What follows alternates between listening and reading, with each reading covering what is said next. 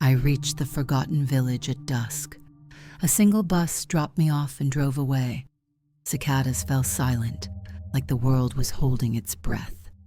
Aunt Cowrie left me her house and one note: guard the silence, never wake the doll.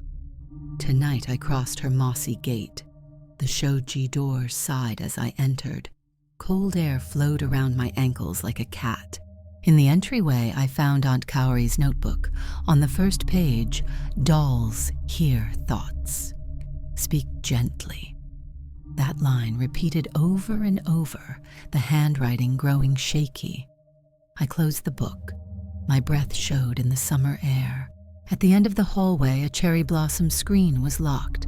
The key fit perfectly, but I didn't turn it. I chose a guest room upstairs, pretending the door didn't exist. That night, floorboards creaked without footsteps. Whispers hummed, an off-key lullaby. At midnight, something whispered my name, Ayame. I pulled the quilt over my head and waited for morning. The next day, sunlight warmed the hall, but not my skin. Tiny barefoot prints led from the garden to the locked door. I swept them away, but still felt their shape in my mind. In Cowrie's doll studio, rows of porcelain heads stared blankly. A note on the workbench read, "The first doll loves company." Beside it, red sandals child-sized. That night, footsteps ran outside my door. A child's voice hummed the lullaby. When I stood, the sound stopped. Silence pressed in. At 3 a.m., I gave in. I brought the key, unlocked the screen. Darkness sighed as the door slid open. Inside were shelves of dolls, each watching. In the center stood a tall glass case. Inside was a child-sized doll in crimson silk. A tag read, "Do not sing." Mist fogged the glass. I wiped it. The doll opened her eyes, ink dark, alive. She whispered, "Ayame." She smiled. The case door unlatched without touch. A pull tugged at my wrist. The other dolls tilted their heads. They whispered, "Stay, play, remember."